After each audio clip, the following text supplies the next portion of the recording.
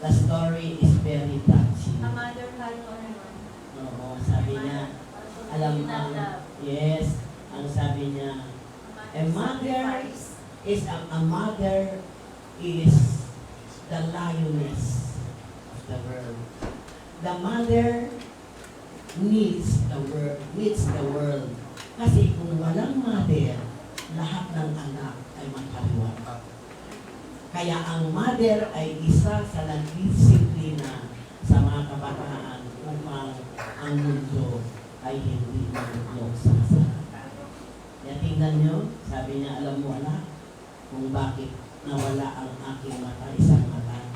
Kasi nung bata ka, na-disgrasya ka, nawala ka ng isang mata.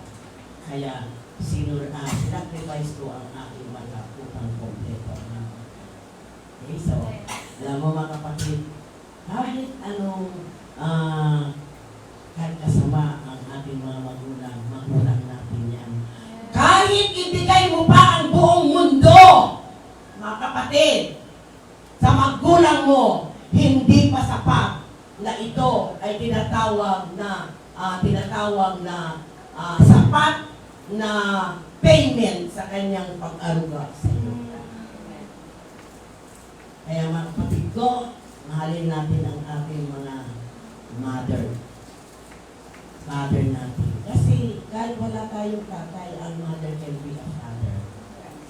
She is the light of the home. At the same time, a mother can do the work of a father. But a father cannot do the work of a mother. At napasalamat ako na unang kinuha ni Lord ang asawa ko dahil marami akong anak. Kasi kung ako ang nauna, na kayong mga anak ko siya na parang kaya we are the light and soul of the home. Kaya mahalin natin ang ating mga magulang. Let us pray. Short lang tayo. Taligan sa oras na ito, salamat sa inyong salita, Panginoon, na a mother is the light of the home. He is a replica of your unconditional love, endless love, Panginoon Jesus. Lord Father God, salamat, Panginoon, na narinig na naman namin how important a mother as a blessing is coming from you, Father God, salamat. Thank you na itas mo ang bawat puso ng mga kabataan, Panginoon, na mahalin nila ang kanilang magulang, lalo-lalo na ang kanilang ina, Panginoon. Thank you, Father God, in the mighty name of Christ and the Holy Spirit, we pray. Amen. Paano natin ang tayo?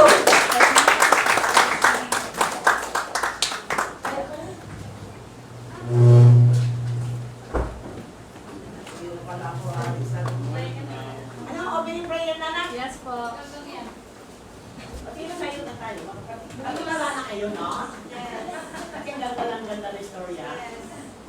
Natasi na. Oo, ayan. Natasi. Gusto niya po may mother lang kasi yung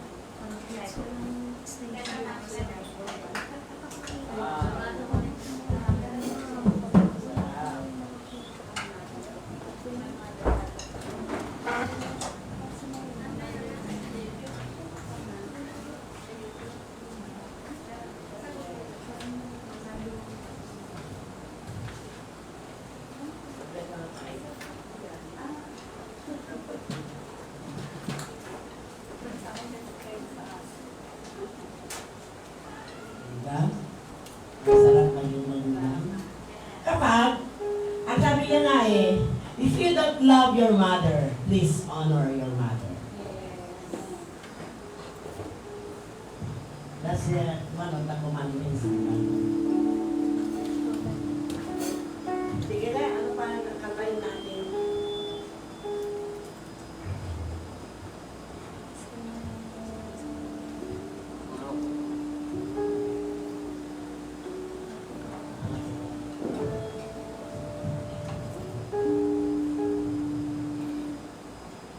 I sing praises to your name, oh Lord, praises to your name, oh Lord, for your name is great and greatly to be praised. I sing glory.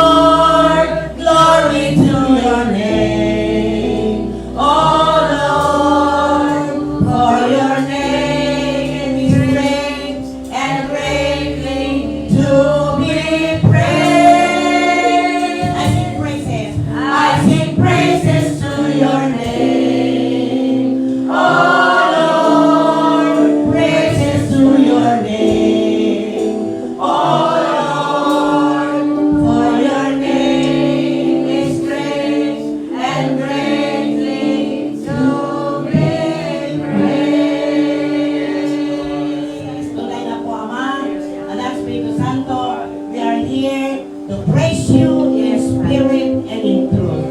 And thank you for all the things that you have done in our lives, Panginoon.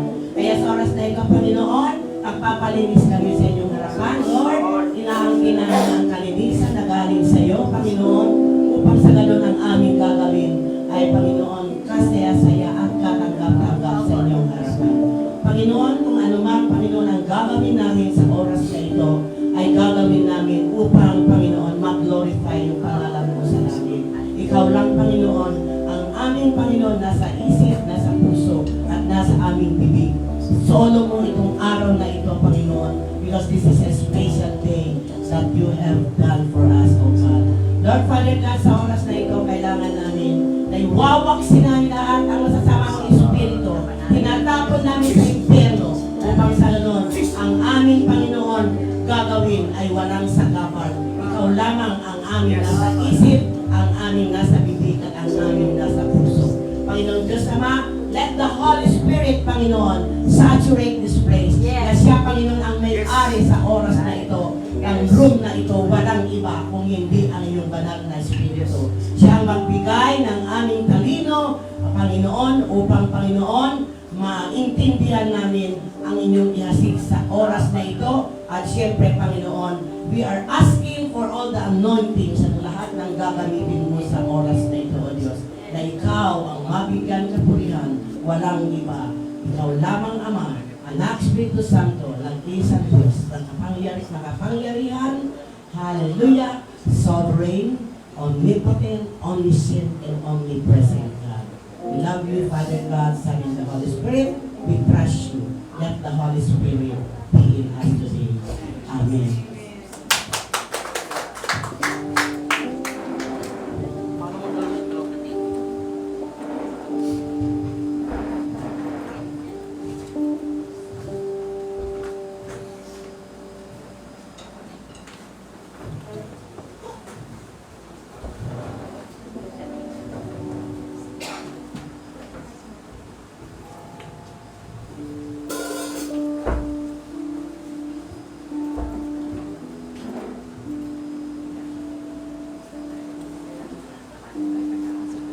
Ang salitang pagsasalihan po natin ay manggagaling sa Psalms 37 verse 5. Commit your way to the Lord, trust in Him, and He will do this. Sa Tagalog, mga awit 37 verse 5. Ipagkatiwala mo sa Panginoon ang lahat ng iyong ginagawa. Magtiwala ka sa Kanya at tutulungan kayo. Amen!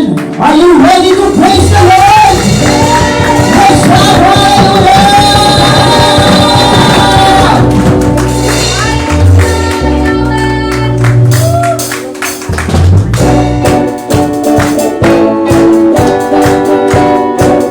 Let's clap our hands together. Let's thank the Lord. Let's thank the Lord.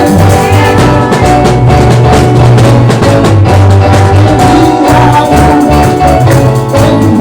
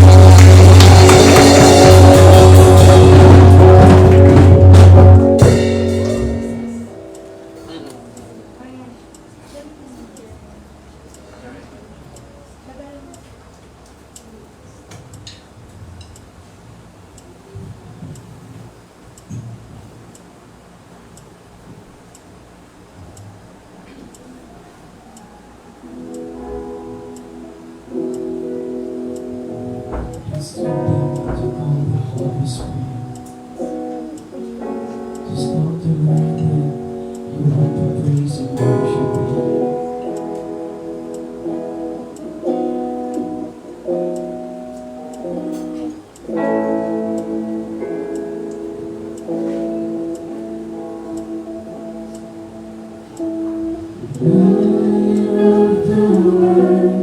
You step down into darkness, open my eyes, let me see. Beauty that made this heart adore you, hope of a life spent with you.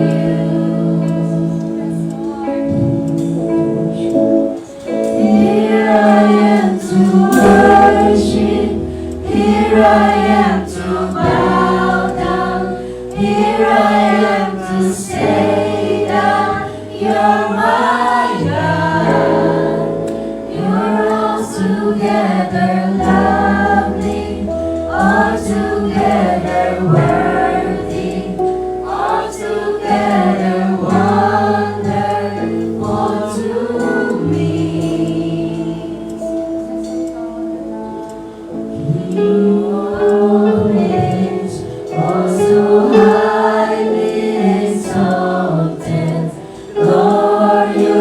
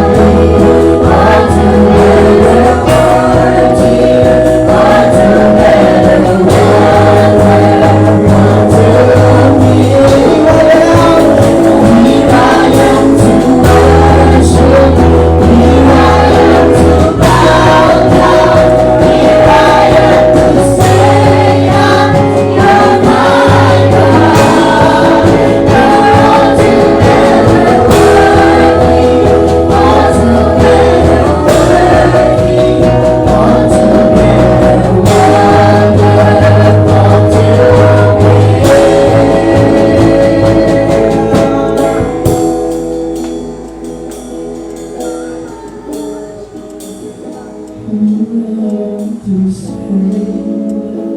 you are my God. We're all together lovely, all together worthy, all together wonderful to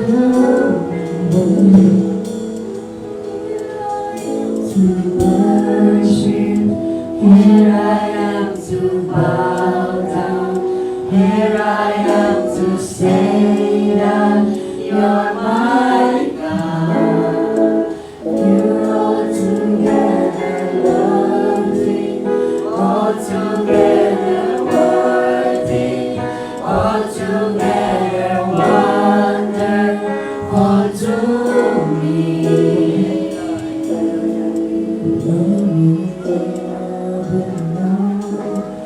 How much it costs to see my sin upon the cross.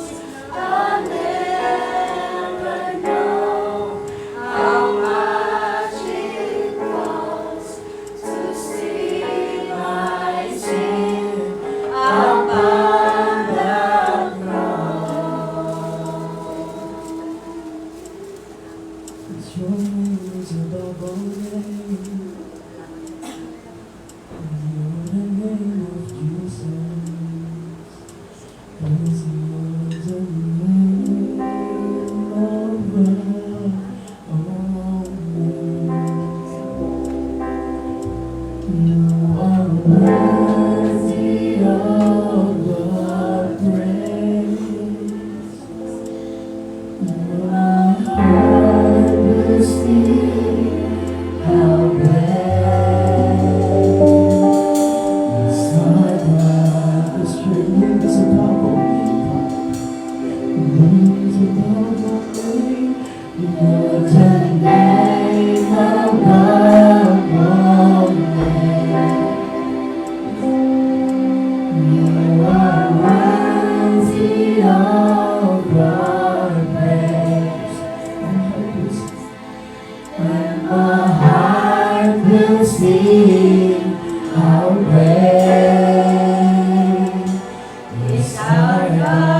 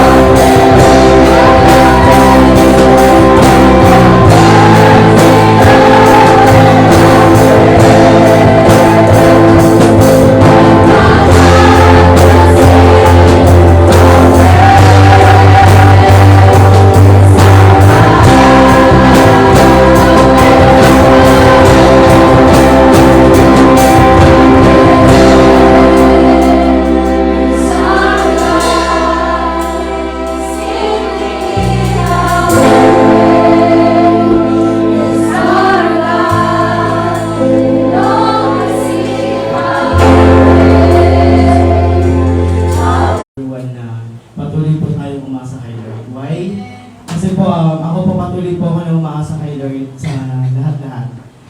Last Sunday po, last October 16, after ko po mag-serve dito, tinapos ko lang po na pumunta ako, and after nun, umuwi na po ako ng Makati para samahan ko po yung lola ko para magpa-check up.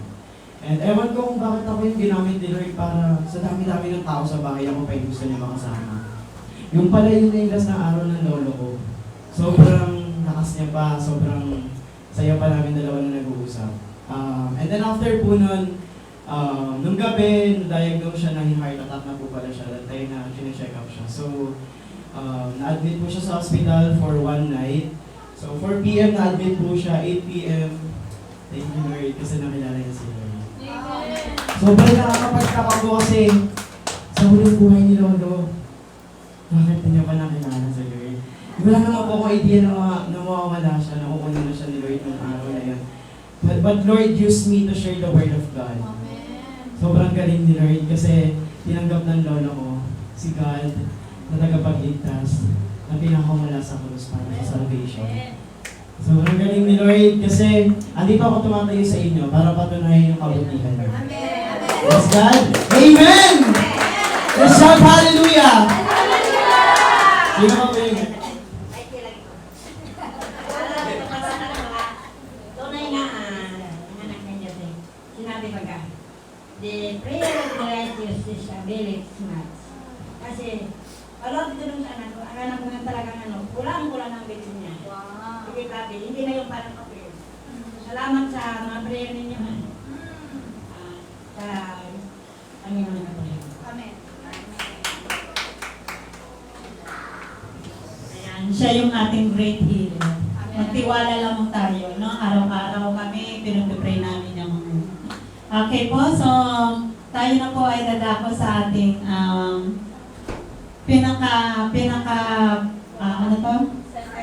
sentro, pinaka-heart ng ating service ngayong araw na to. Yun yung pagbababa ng word sa atin. So, tatawagin na po natin ang magbababa ng word.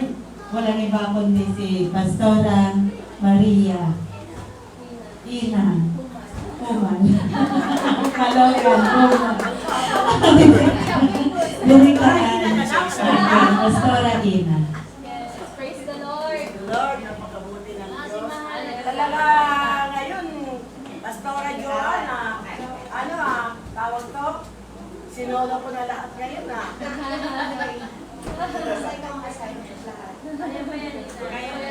Kaya ako hindi na masyado pumunta kanina kasi Reserve. Hallelujah. Praise God.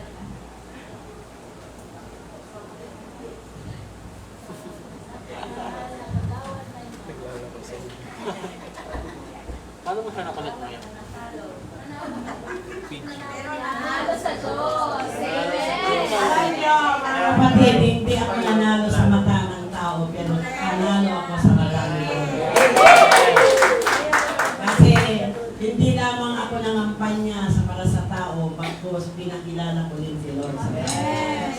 At saka, alam mo, testimony ko ito kasi yung bahay ng kapitan na palagi namin dinadalo ay nagpasalamat sila dahil naging prayerful house. Kasi bago kami, dalawa ang one born again Christian doon. Tapos isa ay pastor ng, ano ba yung KSB? Ano ba yun? Ha? Yung naglalakad mga Amerikano. Jubas Replaces. Hindi. Mormon. Oo. Pastor siya ng Mormon. Di siya pa daw siya eh. Pero, siyempre, nanguna kapatid nyo, hindi ako papatalo sa mga ganyan na bagay. Pag sabi, Pastor, Bishop, tayo na tayo. O, ipag-pray mo yung pagkain. O, pag-pray mo yan, maghasik ako ng salita ng Diyos, pray natin. Doon, natuto rin siya. Kaya sabi niya, Pastor, palagi na lang ikaw, ako naman. Sige. Kaya sabi niya, papasalamat kami na palagi na pag-pray daw ang bahay nila. Kaya doon pala ko ginamit nyo. Hindi yan palang uupo sa barangay. Okay, tayo na tayo mga kapatid.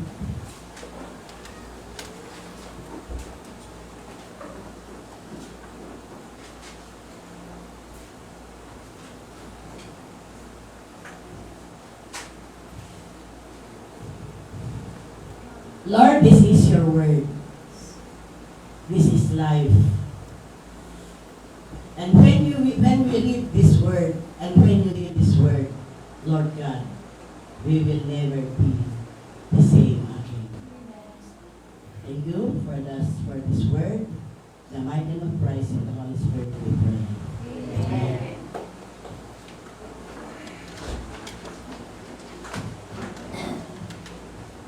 Yan. Kasi yung iba kanina na dapat nandito kayo para narinig nyo yung yung Sunday school. Ang ganda-ganda nung storya ko di ba? O kapatid Gloria, pinag-pray mo ba ako? Magkandidato ako? Okay. So our topic for today, which is dictated by the Holy Spirit to me, is fully committed heart to God. Anong ibig sabihin ng committed sa Tagalog?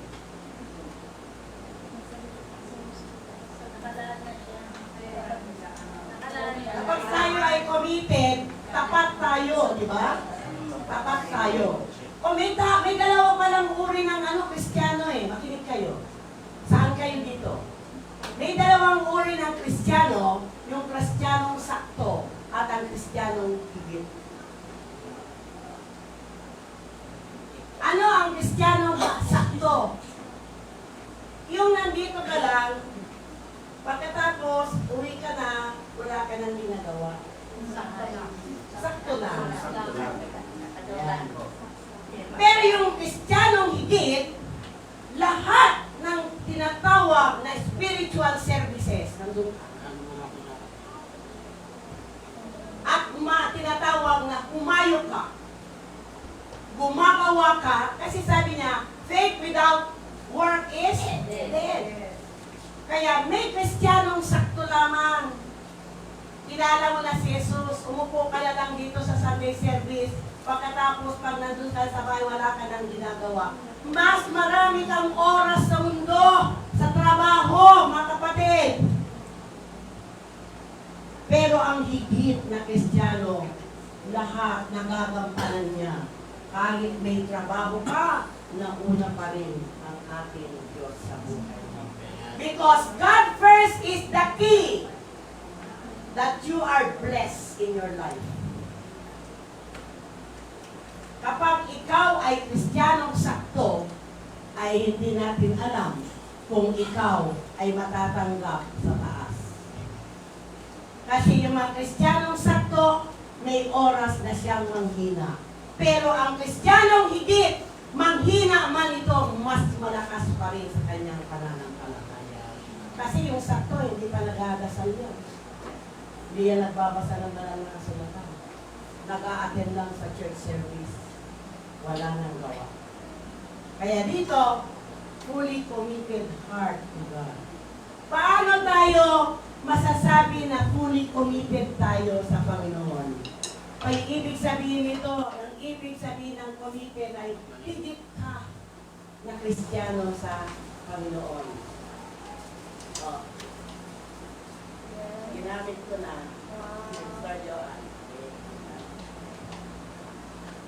So, paano tayo committed sa ating Panginoon? Okay? Number 1, alam niyo mga kapatid, ang Diyos ay hindi tumitingin sa kagaling mo o profesyon mo. Ang Diyos ay hindi nakatingin sa kagandahan mo. Ang Diyos ay hindi tumitingin sa mga outer personality mo. Ang Diyos ay tumitingin sa puso mo. Yes. Hallelujah. Yun ang hinahanap ng ating Panginoon, ang puso mo, ang tao na ang pagkatao mong nasa loob. Pag sabi puso, it is your inner personality. It is your emotions, it is your decisions, ang buong pagkatao, your feelings. Yan ang tinitingnan ng ating Panginoon. Kahit ang galing-galing mo, ang ganda-ganda mo, pero sa loob mo ay bulok. Hindi ka pakikinggan ng Panginoon. para kang pansyon. Ang babaw ng pansyon ay napakaputi, pero sa loob ay sirang ang mga buto at laman ng tao. Kaya ang dapat Kristiyano na committed to God, ang sabi niya dito, sapagkat tayo nilalang ng Diyos, nilikha sa pamamagitan ni Kristo Jesus, upang iukol natin ang ating buhay sa paggawa ng mabuti. Iyan ang layuning pinili ng Diyos para sa ating noong una pa man. So, pag tayo ay gumawa, hindi yung gawa natin na tayo ay mapagbigyan kapurihan. Gumawa tayo na ang loob natin ay para sa Panginoon. Kasi maraming na gumagawa, pero upang sila ay makilala. No? Pero gumawa tayo bilang Kristiyano o committed to God. God is love. And then, if you are going to do something, it should be done with love. Yan ang ibig sabihin. Okay, so, paano tayo maging committed sa Panginoon? Ang hinahanap ng Diyos ay ang ating pusong tapat. So, unang-una, lakaran niya ang mabuting gawa na ihanda ng Diyos sa Kanya. Kasi ang susi nito ay ang pusong tapat sa Panginoon. So dapat lakaran natin ang mga kapatid, ang mga tinatawag na inihanda ng ating Panginoon na mabuting gawa, at ito ay tinatawag na mga plano ng Diyos sa ating buhay. Kasi mga kapatid, minsan di natin alam yung plano ng Diyos, pero nakahanda siya. Kung nakahanda ngayon, kahit anong gawin mo, mapunta sa iyo yung tinatawag na plano ng Diyos. Tingnan nyo magmamid Ako, nung hindi pa nakakilala sa Panginoon, natulan,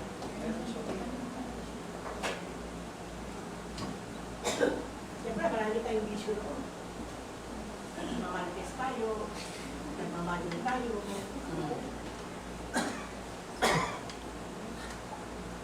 Tapos nakalakay sa bahay, nagsasambal na ako. Nakukumunyo pa nga ako eh. Tapos punta pa ako sa shelf na sa pari. Kailangan pa ako. Nagsasabi ko ng kasalanan. Kasi kapag lumaki kasi sa Catholic school, kasi ako sa school, St. Paul ako, sa college, Lesian ako, kaya puros na lang pari at saka madre ang kasama ko. Pero hindi pala tunay mo na naman, no? Doon pala ng palakaya. Kaya tingnan nyo mga kapatid, no? Mayroon palang inihanda ng Diyos sa buhay natin. No? Kahit anong gagawin mo, yung ihanda niya sa'yo, magkagawa sa buhay mo. Pagaya ko, di ba? Bakit yung inihanda ni Lord, matanda na ako, na tinawag niya na ako. Oh, kasi sabi ko, Lord, bakit na mo lang ako tinawag? At nagpag-aral ako din, pastor, at ginagamit ko na ako sa bigay sa akin. Kapag tinawag kita ng maliliit pang anak mo, hindi ako ang priority. Kaya the perfect time of God is the perfect time for His plan. Kaya ang plano ng Diyos ay nakahanda na yan. At dapat kung mayroon na tayo, naumpisan na natin ang plano ng Diyos, lakaran na lang. Yan ang ibig sabihin na committed ka na. Kaya pag ikaw ay tinawag na maging pastor, lakaran mo yan. Dahil yan ang plano ng Diyos sa buhay mo. Kapag leader ka, lakaran mo yan. Di nyo ba natatanong sa Panginoon na, Lord, ano ba gamit ko sa iyo? At natatanong ako, mabulit ako sa nanay. Huwag mangyamang ka na. Oo, ay maya. O sira yung sapatos mo. Sira yung sapatos mo, hindi mo sasabihin sa nanay mo, paano kaya bibilhan ng sapatos? Kaya, dapat, Lord, hindi ko maintindihan sa salita mo. Ano, bibigyan ko yun. Lord, ako ang Spirit. Holy Spirit is the Spirit. Yes. Tapos sabi ko, Lord, ano ba Lord, naguguluhan ako. Pinag-aral mo ako pastor, pinag-aral mo evangelist. Ano ba talaga Lord? Dinadala mo ko mga sabi ng anak ko. Sino ba kinakausap mo ba? Si Lord. Si Lord na kinakausap ko. Lord, ano ba ito? Baga tumitingala ako sa table, ha? Tumitingala. Lord, ano talaga gamit ko, Lord? Gamitin mo naman ako. Kasi hindi natin alam ang plano ng Diyos sa buhay natin, di ba? Kaya magtanong tayo, ginamit niya ako talaga sa jeep. Ang dami pang Muslim. Oh. Sabi ko, evangelist pala. Kaya, alam mo mga kapatid, isa ako sa founder ng pinakamalaking church na ngayon sa Upper Bicutan. Morning and afternoon session. Pero naiwan ko yan. Ako ang unang pastor. Mayroon pa akong church sa Taytay Rizal, ay iniwan ko pa yan. Kasi, ang plano ni Lord sa akin ay yung maglalakad ako. Ang kasi ng salita. See? Kaya yan ang plano. Kaya kung minsan hindi nyo ako nakikita rito kasi nagsusupport ako sa mga bagong church. Yan yung mga evangelist kasi. Kaya kung minsan kahit hindi ako i-anoint ng Panginoon na dito talaga na kayo. Makatingin pa ako na lumahan. Kaya pag nakakita ako ng tao sa palengke, grabe para kong leon. Diba? Jesus Christ is the Lion of Judah. Lalo kapag mga kapatid ko, inilagay ko yung kwintas na nakuha ko sa Mansanas, na ikwintas mo ang salita ko saan ka makaparoon, yan ang ibig sabihin sa Proverbs. Nagkwintas ko yun. Wala kitang lalampasan, lahat na makita ko talaga, lahat na nagtitinda yan sa amin, lahat nagtitinda ng bigas, nakilala na nila si Jesus. Ang kapatid, nagpasalamat ka ba sa Panginoon bago ka nagtumas ng bigas? Ay, oo, ma'am, talaga yan. Kaya, yan ang sabi niya, lakaran mo ang plano na nihanda ng Panginoon. That is one way that you are committed to God. Another one ay, kung saan daw ang gawain ng Diyos, nandun ka. Yes. Amen. Yan ha. Ang sabi niya dito, manatili siya sa pinapagawa ni Lord. Dapat kumilos ng banal na espiritu sa buhay mo. O ayan. So, saan man ang gawain ng Panginoon, manatili ka. At siyempre, pakilusin mo ang banal na espiritu sa buhay mo. Kasi kapag walang guidance and power of the Holy Spirit, hindi mo magawa. Kaya mga kapatid kong Kristiyano, mga leaders, dapat naisin nyo ng banal na espiritu ay gagalaw sa buhay nyo. Kasi kahit ano ang dapat mong gawin, hindi ka talaga matatakot. Hindi ka matatakot. Ako nga, hindi natakot. Ang daming Muslim eh. Hinahamon ko pa nga eh. Sabi ko sa anak ko, tawagin mo yung imam. Tapos mag-usap kami. Sabi yung anak ko, wag na. Sabi niya. Kasi para paliwanagan mga sila. Kaya ako yung tinatawag na hingiin nyo ang power of the Holy Spirit. Pagganahin nyo yan sa buhay ko sa akin. Upang magiging tinatawag na committed kayo sa aking Panginoon. Another one, tatlo lang ito, importante. Dapat kayo ay willing kayong pumalaot. Ano ibig sabihin ng pumalaot? Kagaya ni sino ba yun? Si Paul ba yun?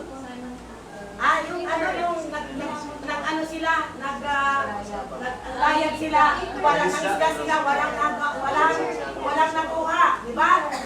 Ngayon, si Pedro, sabi ng Panginoon, sige, lumaot ka ulit. O, di ba, puno yung bangka, habang muntik na silang malunod dahil sa dami ng isda na nakuha nila. Kaya, upang committed tayo sa Panginoon, dapat, pumalaot. Kasi, kapag dito ka lang sa mababaw, wala kang mapupunang isda. Pero kapag punta ka dun sa malalim, marami kang mapupunang. So, ibig sabihin, hindi ka lamang dito. Ang mga pastora, ang ginagawa na nila, ini-improve na lang yung pananampalataya. Pero maraming naghihintay sa labas para sa akin, mga kapatid. At dapat pumalaot tayo bilang Kristiyano, and that is one of the ways that we are committed to God. Hindi tayo, tingnan nyo si Jesus, naglakad siya. Di ba? At pinakilala niya ang kapangyarihan ng langit. Ganyan tayo. Kasi si Jesus. Praise the Lord. Praise God. Okay, sa Lucas 5 sabi niya, pagkatapos niya ang mangaral, sinabi niya kay Simon, pumalaot kayo at ihulog ang mga lambat upang manghuli. Oh. Di ba? Kung minsan sabi ng Panginoon, sino ba ang susuguin ko?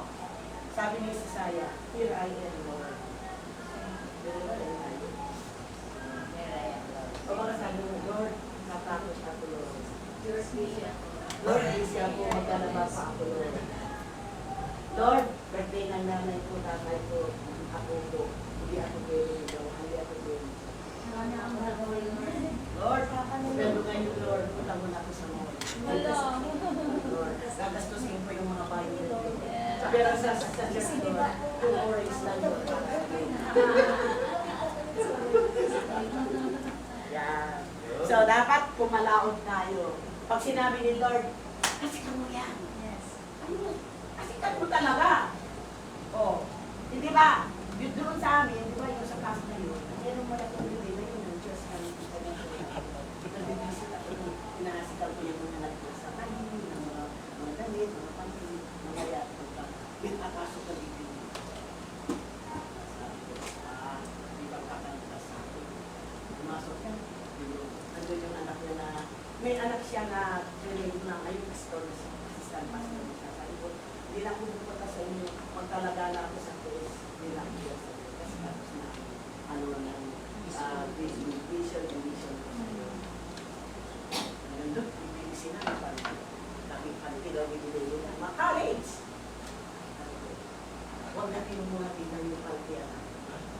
Hindi ka muna sa akin, kaibigan ko. Di ba kilala mo na? Kasi ang evangelism kasi, ang pumalaot, hindi basta-basta, oy kaibigan, mag-attend na tayo sa church. No!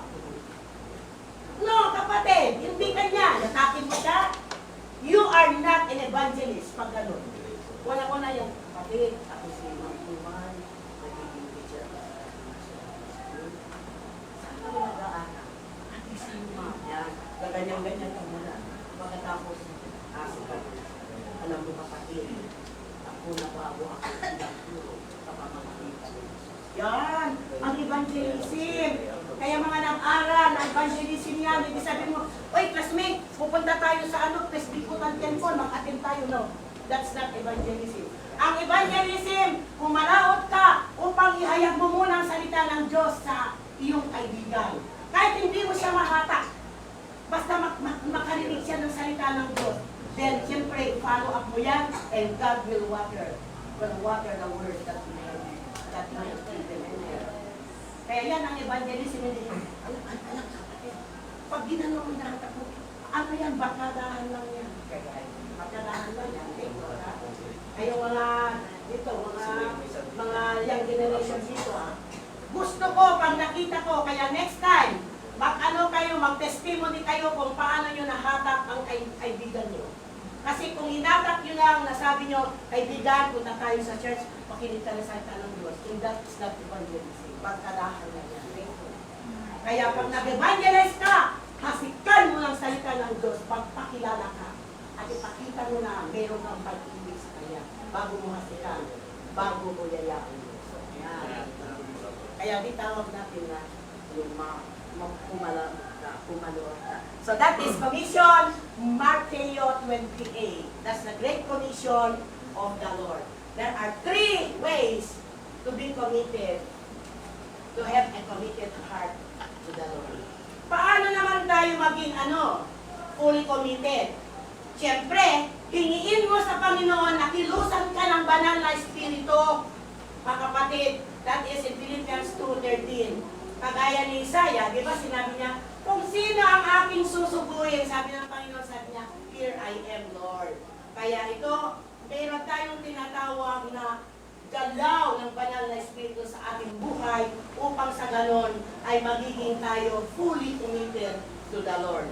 Another one is, sasama ka! Alam mo kung paano ka committed? Sasama ka sa anak ng Diyos na ang binibigkas palagi ay ang salita ng Diyos. Kaya ikaw, Romney, kapag ginakap kita, Romney, ibigay ko sa iyo yung anointing. Kapag gusto mo na ikaw ay masasabi na committed ka You have a committed heart to the Lord. Sumama ka sa passionate Christian. Yung mga laging binibigkas ay salita ng Diyos. At nakikita mo pag anointed siya, yakapin mo palagi, makukuha mo yung anointing niya. Tingnan mo ako, tingnan nyo ako mga kapatid, masyado akong pray sa Panginoon. Kaya nung nilay-hands ko si sister, tingnan ko, number 1 yan siya. Sa long prayer. Top one. Kaya ganyan, pag inanon ka ng mga pastor, mga bishop, na evangelist, anointed, pupunta sa iyo. Kaya ako, kapag nag-meeting ng mga bishop, mga reverend, tinitignan ko kung sino ang magpe-praise na anointed. Kasi makikita ko pag anointed, nagagano ng tao sa'yo, hindi siya kumikilos. Tapos pag natapos na siya, stop.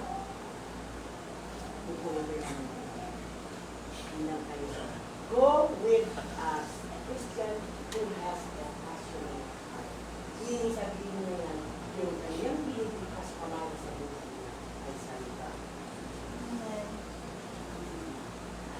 Kasama ka, ano yung pang next? Parang hindi ko nababasahin. Ano yung next na? Magtitigil kung saan ang gawain ng Diyos. Yan. Ang naghahangad na maglingkod sa akin ay dapat sumunod sa akin at saan man ako naroroon ay naroroon din siya. Pararangalan ang Ama ang sinumang naglilingkod sa akin. O tingnan mo, magtitigil lang tayo. Kaya wag tayo. Kaya minsan nawala na yung natin Bible study natin. Saka yung prayer meeting natin. Buhay mo. Meron pa tayo dapat marami tayong ulam dito. Meron pa tayo tinatawag na special service. Sa amin tatlo, meron prayer meeting, may fasting, may special service. Ang special service namin Thursday sa gabi. Sa ibang kaya lahat ng mga services natin, kasi ito yung nagbibigay si Diyos sa atin. Ito yung nagbibigay ng sa atin. Oo. Kaya hindi tayo magiging tapat ng Diyos kapag kagaya si Brother Ruben. Opo na masyado palaging tinda ng naman. Kapag mayroon tayo, dito ka, kapatid, kasi namimiss ka namin. Diba, kapatid? Praise the Lord. Okay, next na, kapatid. Nagtitigil tayo. Saan ba? Next na. Siyempre, magpatotoo tayo. Ayan, kaya nga meron tayong testimony. Ang testimony natin kung paano gumalaw ng Diyos sa atin. Huwag kang mag-testimony na nag-testimony ka. Kasi hindi pwede yan.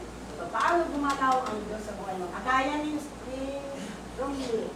Kasi great evangelist. Kagaya yung nabayubay sa krus. Na tinanggap ni Jesus. Diba sa dalawa? Yung isa, umayaw, yung isa, tinanggap niya. Instant! Sabi niya, you will be with me. Diba? Kaya pala, pwede rin instant pala, no? Salvation, yung agaw buhay ka na. Tapos sabi niya, ang akin na, sabi ko, Jesus, that's why mo, tinanggap niya. Dalawa, ano na next? Patotoo, ha? Magandang ginawa ng Diyos sa buhay mo. Ano pa? Last na ba? Meron pa na. Ang last ay, alamin mo ang iyong sarili. Sino ka ba? Bilang Kristiyano, ako ay anak ng Diyos. Namatay. Nag-sacrifice si Jesus para sa akin sa krus na Kalbaryo. Kaya kung ikaw ay anak ng Diyos, ay dapat naman you must have to sacrifice also your life for the glory of God. Diba? So gumawa tayo ng mabuti, lalong-lalo na ang paghahasik ng salita ng Diyos. Huwag mong angkinin ng salita ng Diyos sa sarili mo. Ihasik mo, hasik ng hasik. Sabi niya, kapag ihasik mo ng salita, hindi ang babalik na walang kabuluhan. Basta ihasik mo ng salita ng Diyos, hindi ang babalik na walang kabuluhan. Huwag kang lonely kasi hindi mo siya na ay, sa Lord. Kagaya natin. Diba? Pagkatanda na tayo. Maya. Ang turo. Ano yun? Bata pa yan. Nagaganda pa rin. Ano ba yan? Sweet 16. Sweet 16. Hindi ako ang sweet 16 kasi ang numero ko sa sa balota is 16. Remember, my number in the ballot is 16 because I feel that I am still sweet 16. Ay, iba. Kaya mga kapatid, yun yung paano tayo maging committed sa ating Panginoon. Okay, so, napakabuti ang Diyos na kaya na tayo committed kasi nandito tayo. At alam ko na may time naman na kayo ay gagamitin ng Panginoon. The time of the Lord is the perfect time. Sige na, pray na tayo, mga Panginoon Diyos, sa oras na ito. Salamat sa iyong salita, Panginoon, na ano ba ang hinahanap mo, Panginoon, sa inyong mga anak na tinawag mo. Ang hinahanap mo, Lord, ay sabi mo ay yung tinatawag na tapat na puso.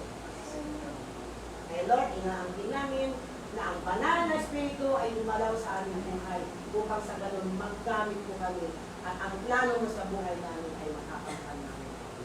Lord, Father God, we thank you for your word because your word is life. And of course, thank you for the Holy Spirit and the guidance of the Holy Spirit, and the Holy Spirit is the wisdom. Father God, Son, and the Holy Spirit, we pray. Amen. Praise God.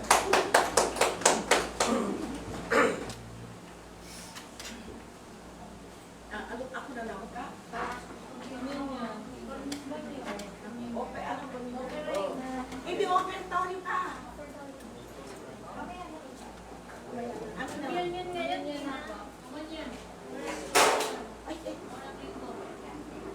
Hindi yung sabihin, mauna tayo kumuhin bago tayo mag-offertory. Offertory muna tayo. Bago ano? Piring muna ba?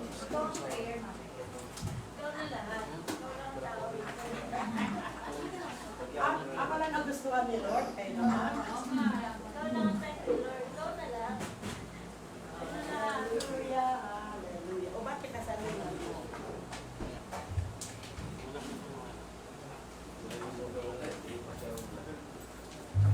Hindi na mawawala ka natin.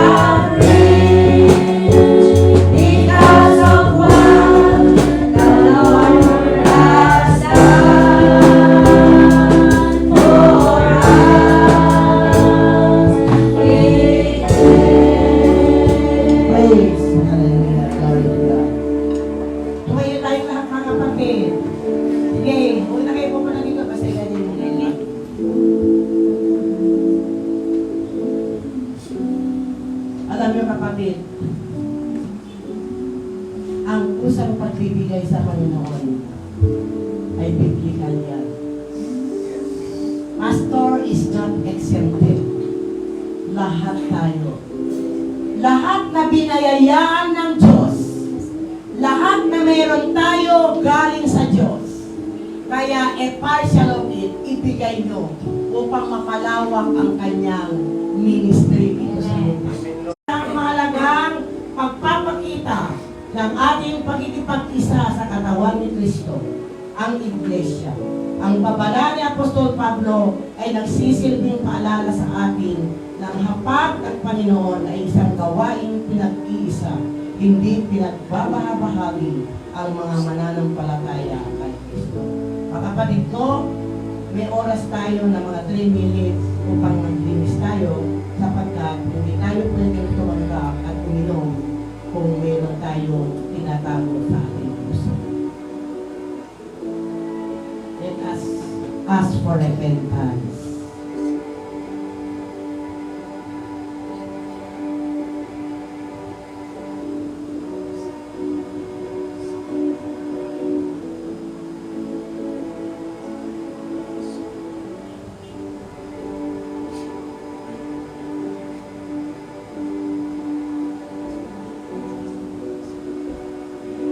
Ang elders na pinunod,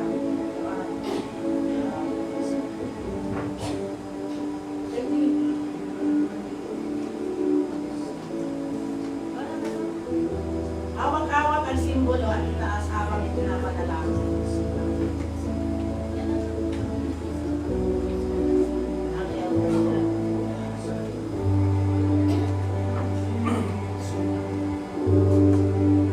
Itong tinapay na ito ay simbolo ng katawan ng Kristo na gayon ko sa krus para tayo.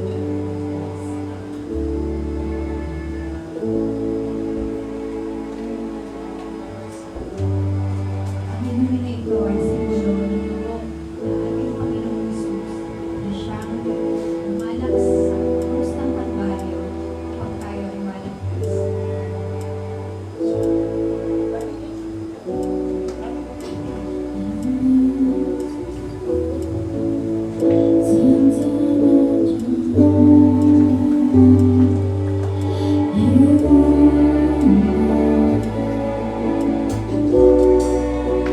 The world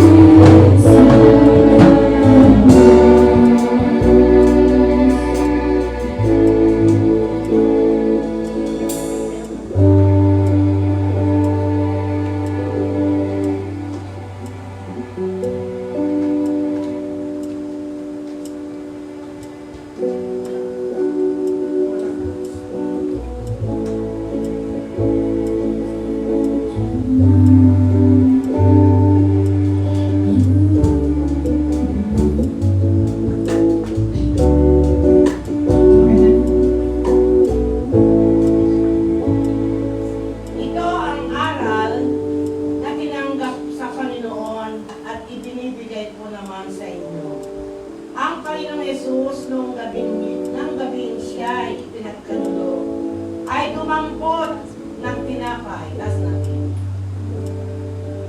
Nagpasalamat at pinagpiraso-piraso ito at sinabi, ito ang aking katawan na hinahandog para sa inyo. Gawin ninyo ito bilang pag-alala sa akin. Tanggapin po natin lahat ang simbolo ng katawan ng Kristo.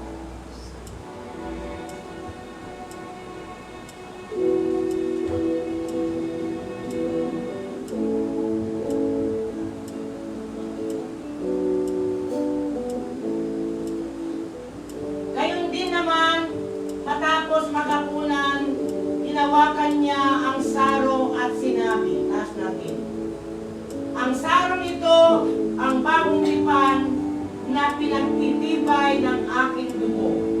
Tuwing iinumin ninyo ito, gawin ninyo ito bilang pag-alala sa akin. Sapagkat tuwing kakain kayo ng tinapay na ito at iinom ng sarong ito, ay pinapahayag ninyo ang kamatayan ng Panginoon hanggang sa muling pagparito niya.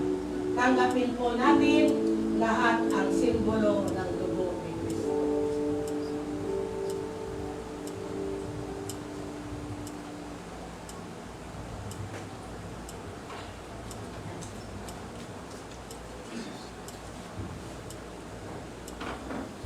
Naway, lubusan kayong pabanalin ng Diyos na siyang nagbibigay ng kapayapaan. At naway, panatilihin niya walang kapintasan ng buo niyong katapunan, ang Espiritu, kaluluwa at katawan. Hanggang sa pagparito ng ating Panginoong Hesus Kristo, tapat ang tumawag sa inyo at gagawin niya ang mga bagay na ito.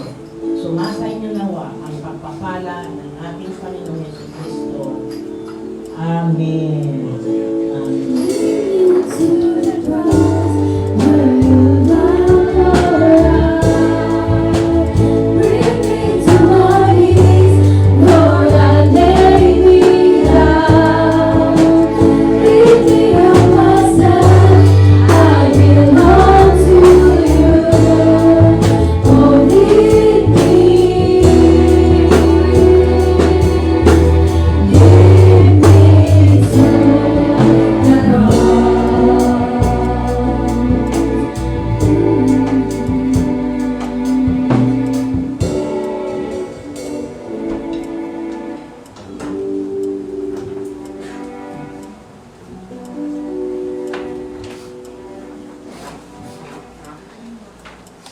Sige po, inanyayahan ko po sa ating pangbukas na panalangin.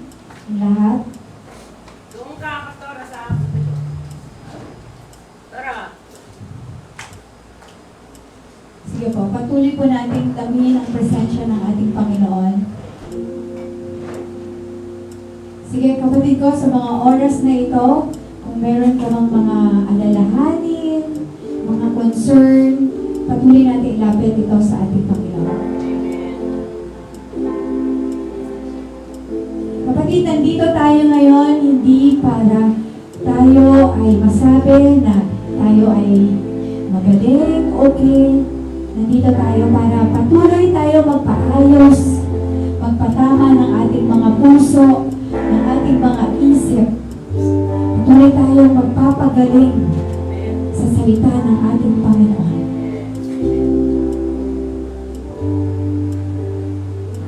Awitin po natin ang awit na ito at damhin po natin na wala tayong pwedeng itago sa ating Panginoon. Lahat ay batid niya at ang gusto ng Panginoon ay manatili tayo sa Kanya. Gaano ka man kapangit yung ugali mo, gaano man kabulok ang dila na lumalabas sa bibig mo, mga salita, patuloy tayo humingi ng awa at habag sa ating Panginoon. Na tayo ay linisin, manatili sa Kanya, magpaayos sa Kanya. Dahil siya ang tanging gamot at siya lang ang may paraan para tayo ay umayos. Sige,